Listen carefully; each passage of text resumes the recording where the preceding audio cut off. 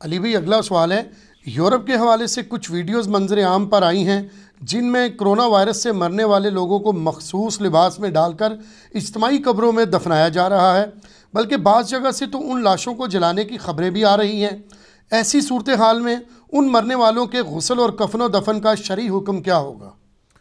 دیکھیں، میں نے جو کرونا سے ریلیٹڈ 20 کوسچنز ریکارڈ کروائے ہیں، آپ یوٹیوب پہ جا کے لکھیں 20 کوسچنز اباؤٹ کرونا، آلموسٹ 2.5 گھنٹے کی گفتگو ہے، اس میں میں نے یہ ساری نیٹی گریٹیز بھی کور کی تھی۔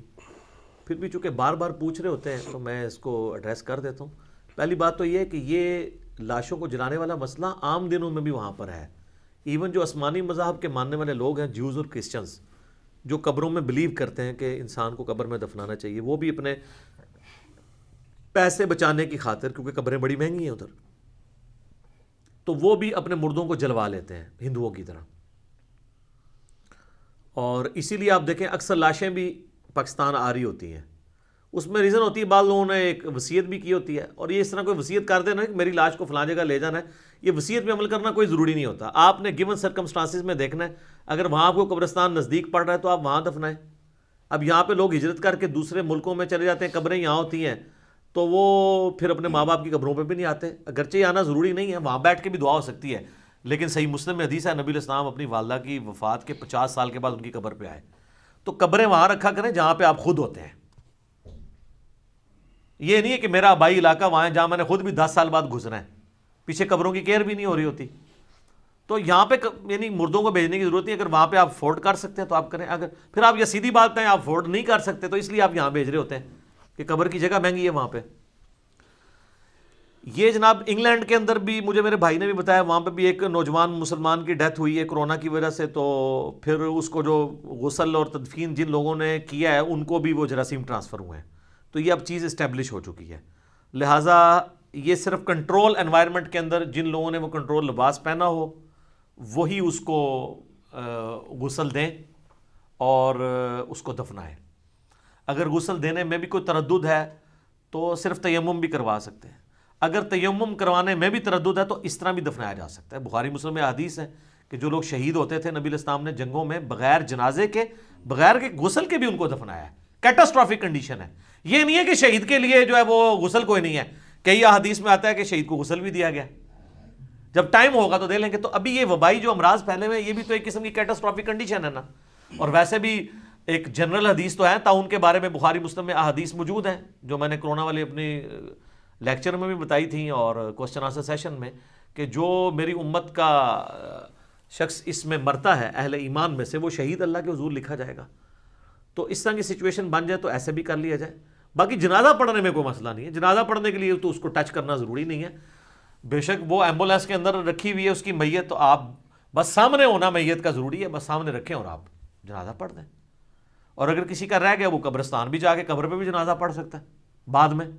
بخاری مسلم میں حدیث ہے نبی علیہ السلام نے غزوہ احد کے شہداء پہ 8 سال کے بعد جا کے اپنی وفات سے 1 مہینہ پہلے جا کے نماز جنازہ پڑھی تھی۔ تو یہ رسک نہ لیں، لوگوں کو سمجھائیں، جذباتی اپنی اس طرح کی چیزیں چھوڑ دیں۔ وہ کہتے ہیں جناب ہم آخری دیدار بھی نہیں کر سکے، اور میرے بھائی لوگ ایئر کریش میں مر جاتے ہیں، ان کا آخری دیدار کون کرتا ہے؟ اور آپ بھی ساتھ ہی مر جاتے ہیں تو آپ کا آخری دیدار کس نے کرنا تھا؟ یہ جذباتی باتیں ہیں۔ اب جو مر چکا اس کے لیے دعائے مغفرت کریں، اور جذباتی ڈاکٹرائن کی بجائے علمی ڈاکٹرائن کو فالو کریں۔ یہ ویسے ہے ماننا مشکل ہے، ظاہر ہے اللہ تعالیٰ نے انسان کے ساتھ جذبات رکھے ہوئے ہیں، تو لیکن جب اللہ بیچ میں آتا ہے، اللہ کے احکامات آتے ہیں، پھر ان چیزوں کو جھیلنا آسان ہو جاتا ہے۔ تو آپ لوگوں کو اس طریقے سے مصیبت میں نہ ڈالیں۔ یہاں پہ بھی آپ دیکھیں وہ جو ایک منگا گاؤں ہے ہمارا کے پی میں، وہاں ایک بندہ باہر سے آیا ہے، بس وہ جس کو مل کے گیا ہے وہ ساروں کے ساتھ۔ ہمارے اپنے جہلم شہر میں آپ دیکھیں، آلموسٹ میرے پنجاب میں ٹاپ میں جو 4-5 سٹیز ہیں ان میں ہمارا جہلم بھی آ گیا، اور یہ سارے وہی لوگ ہیں جو باہر سے آئے ہوئے ہیں، کیونکہ یہ وبا یہاں تو نہیں پھوٹی کرونا کی، یہ باہر سے آئی ہے نا۔ اب جو لوگ باہر سے آئے ہیں کم از کم یہاں تو آ کے ٹیسٹ کرواتے ہیں، یہاں تو کئی لوگ کے ٹیسٹ آئے ہیں اس کے باوجود پازیٹیو آئے ہیں، پھر بھی جا کے رشتہ داروں کو مل رہے ہیں، تو دشمنی کر رہے ہیں ان کے ساتھ، یہ بلکہ خود آ کے ان کو چاہیے کہ یہاں پہ آ کے ٹیسٹ کروائیں کہ ہمارے ساتھ یہ مسئلہ تو نہیں ہے۔ اور جو لوگ جن کو بڑا یہ شوق ہوتا ہے نا باہر سے آئے ہوئے لوگوں کو ملنے کا، تو میرا خیال ان کی طبیعت تو صاف ہوئی بھی، اب نہیں ان کو کوئی جا کے مل رہا. ان میں بھی بڑا تکبر ہوتا ہے کہ منو ملن کیوں نہیں آئے. ہوں تو لوگ باہر پہلے باہر لیندے پیچھے پیچھے پھرتے سن، باہر کو ڈرتے ڈرتے پھرتے رہے کتنے منو ہی نہ آگے پنجا مار دے. ٹھیک ہے نا.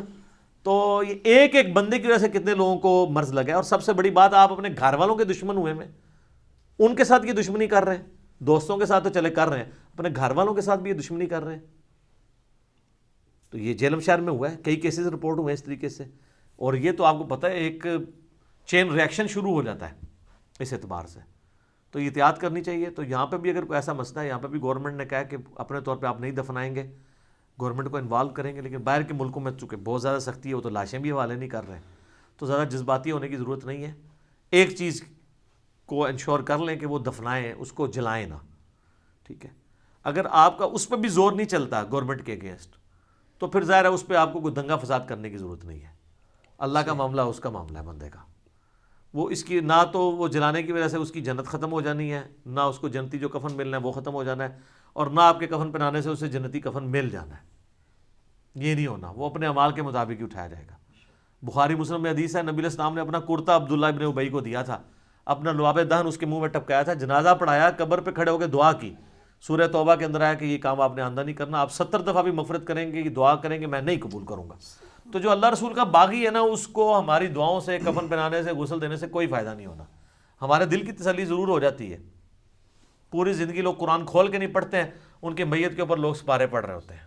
اس نے پوری زندگی میں اس قرآن کو نہیں کھول کے پڑھا جس کی میت کے اوپر تم اس قرآن کو پڑھ پڑھ کے تو دھونس کے ساتھ اللہ سے بخشوانا چاہتے ہو. انسان اپنے اوپر خود غور کر لے. باقی یہ زیادہ پریشان ہونے کی ضرورت بھی نہیں ہے. یہ بھی اب اس میں کئی ایک باتیں ہیں جو یعنی میڈیا میں کرنے والوں کو مجرم سمجھا جاتا ہے. احتیاط اپنی جگہ ہے، لیکن اس کرونا کو پینک بھی نہ اس کا پھیلائیں.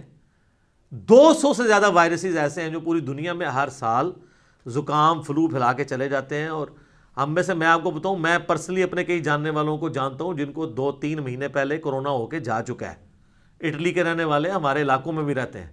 وہ اب جب یہ مسئلہ چلا تو انہوں نے کہا اچھا یہ کرونا ہوا تھا ہمارے بچوں کو.